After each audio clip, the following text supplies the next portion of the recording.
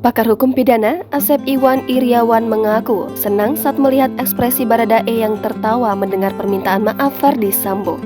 Hal itu disampaikan oleh Asep Iwan Iriawan saat mendengar kesaksian Ferdy Sambo di Pengadilan Negeri Jakarta Selatan pada Rabu 7 Desember kemarin.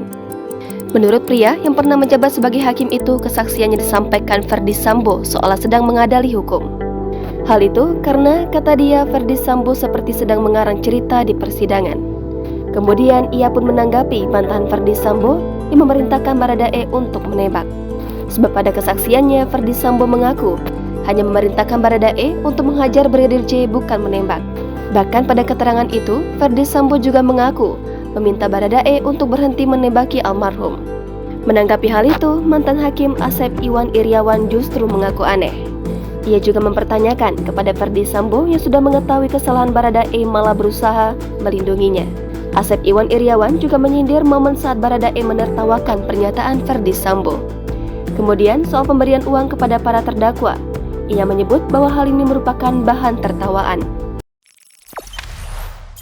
Jangan lupa subscribe, share, komen, dan like ya!